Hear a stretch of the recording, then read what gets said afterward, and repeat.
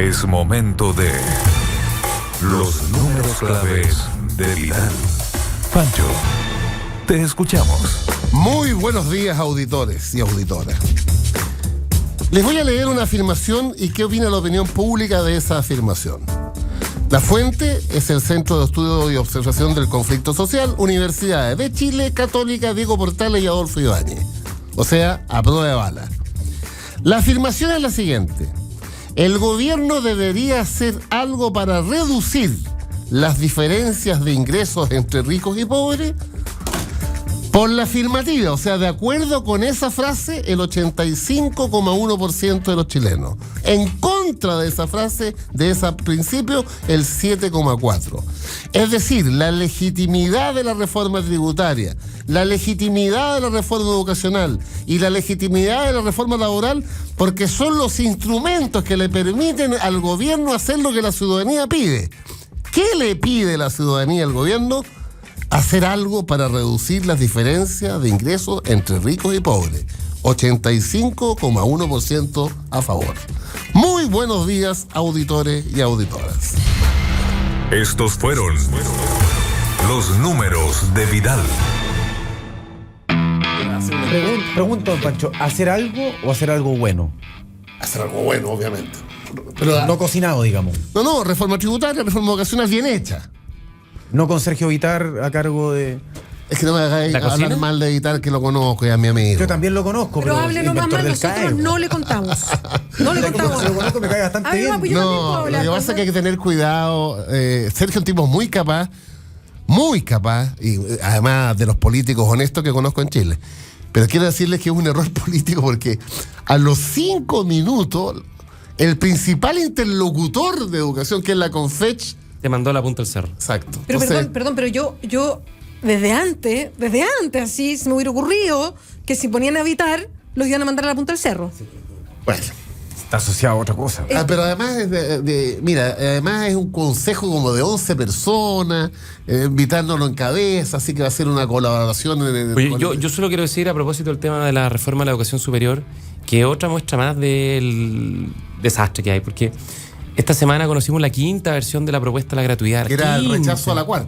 Claro, que era volver a la 3ª, digamos. Exactamente. Entonces, yo creo que en el fondo esto refleja lo que pasó ayer, digamos, que falta conducción, falta claridad, falta meta, falta planificación. Ahora, mi esperanza, muchachos, pues tengo que irme, es que está haciendo noticia, tanto en los medios escritos como radiales y televisivos, el inicio de la materialización de la educación como un derecho a los particulares subvencionados. No sé si ustedes vieron ayer, por ejemplo, el reportaje que hizo, no sé si en Mega o Televisión Nacional, sobre los 25 colegios católicos dependientes de la iglesia de Santiago que pasan a gratis. Entonces, lo interesante, lo digo en buena, lo interesante es que el reportero se fue al colegio. Entonces son gente que pagaba 14 lucas, el caso que estoy viendo, y dejan de pagar. Y para la mayoría de esa gente es como que se enteraran ahí que el próximo año dejan de pagar. Y yo estoy confiado que ese tipo de política es más el tema de los 220.000 familias que dejan de pagar en la educación superior. Cuando les llegue efectivamente a su vida, pueden cambiar la opinión sobre la reforma y sobre el gobierno. Ahora, también quiero decir que me llamó la atención, en otro colegio de los que pasan a gratuidad, que había 2 apoderadas que estaban en una contradicción. Les gustaba pasar a gratuidad, pero tenían un temor de que no se, comillas, municipalizara el colegio desde el punto de vista de la disciplina y del punto de vista del orden público. Entonces el gobierno tiene que hacer un esfuerzo de que los miles de colegios que pasan a gratuidad el próximo año, mantener la tradición, la historia, la disciplina, porque ese es el fundamento de la eventual crítica. Dos madres clase media normales chilenas que decían: estoy fascinado porque me cuesta mucho juntar las 14 lucas, pero también tengo un temor a que mi colegio se llene de droga o que haya paros cada 5 minutos. Que esa es la mayor, y esa es la mayor razón de por qué un apoderado se va a un colegio particular subvencionado, no municipal, independiente de la calidad, porque ya es un estudio que hizo la Universidad de Chile, súper interesante. No, que se eso lo arrancan, buscan. se arrancan del. No es que se arranquen. No, les perdón. interesa la calidad, les interesa la disciplina, es algo que valoran mucho. Pero no es como dice Francisco que se arranquen, no. Lo que están buscando es, como todo padre, dar la mejor educación Obvio. posible en el marco de sus posibilidades. Eso es lo que hay. No es que se quiera mostrar que la gente quiere arrancar de otro tipo de gente. No, es que No, quieren no, lo no, mejor exactamente. Obvio. para su familia. Que Cuando uno quiere lo mejor de su completamente familia, legítimo. todos hacemos el esfuerzo Entonces, para darle lo resumo, mejor por a así su que me familia. voy, creo que También me voy. la materialización de la reforma educacional a partir de 5 meses más 6, en marzo, del el 70% de los padres en gratuidad de la educación particular subvencionada y 225.000 familias en la educación superior, que es el inicio, puede generar una inflexión. ¿Sabes por qué yo creo? Un segundito. Solamente para despedirme, tengo que de verdad el arrancarme. diputado, Así que Francisco Oye, Díaz. una última cosa, ¿vieron el tuit de Álvaro Cobar?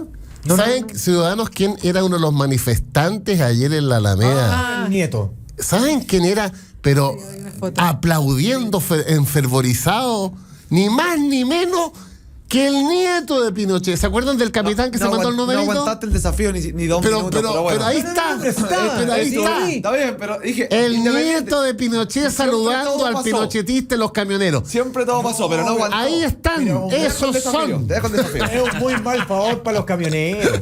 Chao, diputado Mal favor, Coloma. mal favor. Francisco, muchas Ahora gracias. es un ciudadano Nos que vemos. puede ir a Nos donde vemos quiera ir, el digamos. próximo Sí, claro. Lamentablemente.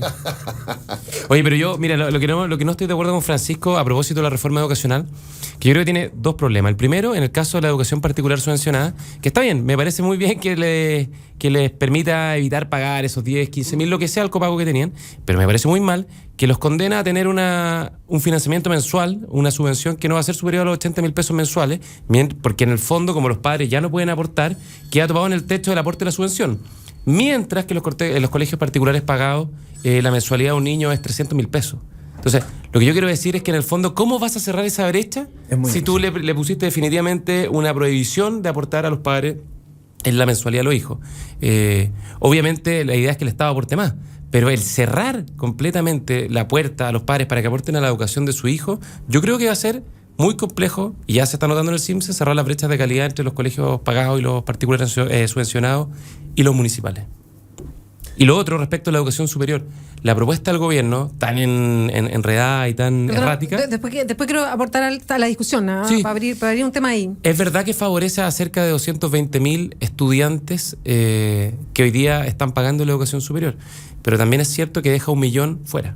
Y la promesa de la gratuidad universal. Entonces yo creo que el choque con las expectativas que se va a generar va a ser brutal. Pese a que aquí era gratuidad universal, pero escalonada. Sí, pues, en Nunca se 2017. contempló que iba todo de un mismo viaje. Pese Al a que las 70% personas, del 2017. Pese a que las personas, yo creo que todas entendían que podía ser para todos. ¿Sí? Yo creo que ¿Sabes cuál es ahí, el problema? entre lo que se prometió, el discurso. Te en fin. doy el punto de la gradualidad, que además yo lo comparto. Pero efectivamente hay 220.000 estudiantes que van a entrar a la gratuidad, pero hay 270.000 que tienen las mismas condiciones, los mismos requisitos de vulnerabilidad, que pueden ser hermanos y que no van a recibir el beneficio. Sabes que ayer lo conversamos, no me acuerdo quién lo decía, pero me pareció bien entendible porque pasa esto, los cortes que existen para los beneficios sociales son muy feroces, porque es un corte estable, por ejemplo, y lo voy a poner en Sí, bruto es así, por ingreso. 100.000 pesos. Sí. El que gana 110.000 quedó fuera de todo, de muchas de las cosas. 101. O 101, para ser más exacto. Ese Entonces, es un problema de la política social en general. Y sabes que ayer alguien sugería y me pareció súper atendible que fuera escalonado. Sí. Que a lo Ahora, mejor los porcentajes se balancearon un poquito, pero fuera escalonándose. Gana hasta- 101.000 pesos pagar un poquitito. Exacto, y así tú sucesivamente. sabes que como eso para se cambió por primera vez en el gobierno anterior con el ingreso ético familiar, que fue una política muy emblemática del gobierno del presidente Piñera, porque en el fondo los aportes que reciben los padres, efectivamente, las familias, los hogares, efectivamente, mientras más vulnerables, más reciben, y mientras van progresando, menos reciben, pero es decreciente el retiro de los aportes del Estado. O sea, no es si tú tienes 100.000 pesos, recibes X, y si tienes 100.000 pesos, no recibes nada. Porque efectivamente, si no, lo que tú generas es una trampa a la pobreza, Sí, que la gente no le genera ni un incentivo para progresar. Ahora, ¿en qué se fundamenta, en qué se basa el temor a que la gratuidad, en los parámetros que tú decías recién, provoque o mantenga o aumente la brecha con los particulares? Yo te pongo un ejemplo súper particular, el de mi colegio. Instituto Salesiano en Valdivia, colegio particular, año 78, que se convierte en particular subvencionado el año 80. La escandalera entre los que pagaban era pero gigantesca. por el mismo temor. Resultado, 10 años después, era por lejos, por paliza, el mejor colegio de Valdivia. Claro, lo que pasa es que hay una diferencia, porque efectivamente ese colegio ha sido particular y se financiaba solo con aporte de los padres. Y cuando pasa a ser particular subvencionado, se financia con un aporte del Estado y con un saldo que es el aporte de los padres. Pero el aporte del Estado tenía un tope y el aporte de los padres era voluntario. Había padres que pagaban 1.000 pesos. Sí, y no tenía tope. Y lo que pasa es que ahora con la reforma educacional, los padres no van a poder aportar. Entonces, el único aporte que van a recibir los estudiantes va a ser la subvención educacional que entrega el Estado, que en promedio hoy día está, dependiendo si son estudiantes vulnerables o no, en 80.000 pesos aproximadamente. Y lo que pasa es que esos 80.000 pesos no van a poder ser suplementados en ninguna circunstancia por los papás para mejorar la calidad de la educación, para contratar mejores profesores, para tener planes de reforzamiento, para tener capacitaciones para los profesores. Entonces, efectivamente, de alguna manera lo que se establece es un techo a la posibilidad de mejorar en la calidad de esos colegios. Claro, todo así. Sí, lo que pasa es que yo me preguntaba cómo iba hacia atrás en el tema de la gratuidad en la educación. Y yo decía, y que siempre me dio vuelta el concepto, y por eso lo pongo. Me acuerdo que conversé con muchos, con papás, específicamente con, ¿cómo se llamaba la dirigente de Erika Muñoz? Erika Muñoz, de la Confepa. Me tocó entrevistarla varias veces. Y Erika Muñoz en un momento me lanzó esta frase que yo la he escuchado muchas otras veces y que me pareció tan feroz. Y yo dije, chuta, lo que nos ha hecho este sistema a todos. Y fue cuando dijo, nosotros queremos que se respete el derecho que tenemos los padres de poner plata en la educación. Yo quedé muy impactada con esa declaración, porque no estamos hablando de padres que pueden tener plata para poner educación sin quitarle otras necesidades básicas. Estamos hablando de padres que para tener en este pequeño margen de la elección, porque ahí tampoco hay una libertad grande cuando realmente tu aporte para el colegio son 5.000 pesos, 10.000 pesos. Pero si tú eliges poner esa plata, es un esfuerzo que se hace. Son familias vulnerables, son familias que podrían ocupar esas 10 lucas, a lo mejor en otras cosas, en fin. Entonces, cuando ella me dio ese concepto, yo dije, ese concepto no es el reflejo de un modelo en el que estamos, en un modelo en que todo tiene que costar, en que tú pagas y esa es la diferencia que hay, en que cuando tú pagas, tú encuentras lo de calidad, si no pagas todo es malo. Cómo se nos instaló un sistema. ¿No hay algo de eso también? De cómo se instaló un modelo donde lo que vale es la luca, es las lucas que tiene. Mira, yo la verdad estaría de acuerdo, completamente de acuerdo en que el sistema fuese como se está proponiendo, si es que el Estado tiene capacidad para cerrar la brecha con los colegios particulares pagados. Porque a mí me violenta que en el fondo los niños del Tabancura puedan estudiarse puedan financiarse mensualmente con 300.000 pesos y al otro simplemente no se les va a permitir, digamos. Gonzalo, igual 300.000 es un margen alto. O sea, los colegios, ¿cuánto es lo máximo que pagan? Bueno, pues no sé. No, hay colegios carísimos, 500.000 pesos. Pero 500.000 pesos, 400, 300.000 es alto. Hay colegios de 200, de 180, 150, o sea... supongamos que sea el promedio de un particular pagado son 200.000 pesos, pero el del particular subvencionado y el municipal va a recibir un rango mensual de 80.000 pesos. Entonces, mientras esa brecha no se cierre, vaya a seguir teniendo diferencias que me parecen que en el fondo te condenan un poquito a reproducir estas diferencias de inequidad. Y respecto al tema del modelo, mira, eso es súper discutible porque en el mundo no hay un modelo único. En Suecia, por ejemplo, en Suecia se permite colegios con lucro y con copago. Entonces, y Suecia es como la antítesis de, entre comillas, el modelo chileno. O sea, un estado de bienestar, con una presencia del Estado muy fuerte, pero se permite. Entonces, yo creo que el punto en el fondo lo que tenemos que dejar atrás en esta materia es los prejuicios y pensar cómo hacemos para cerrar lo más rápidamente posible la brecha entre los estudiantes más pobres del país y los estudiantes de mayores ingresos. Porque eso al final es la única forma que tú tienes de darle esa libertad real a las personas para hacer lo que quieran hacer con su vida.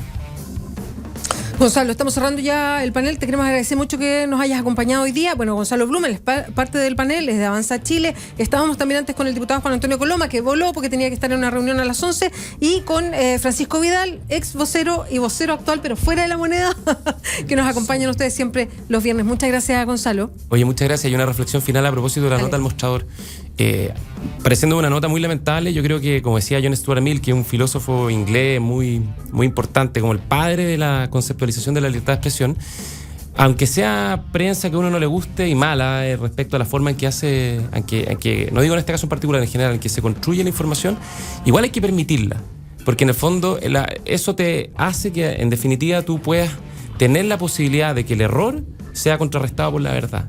Y si en el fondo es un error lo que está planteando esa nota, bueno, la presidencia, el gobierno tiene la oportunidad de contrarrestarlo mostrando liderazgo, mostrando autoridad y mostrando conducción. Esa en el fondo es el punto central. Y eso es lo que en el fondo yo creo que la moneda debiese tomar, más que enojarse y expulsar a la periodista de la moneda producto que hizo una nota que no le gustó.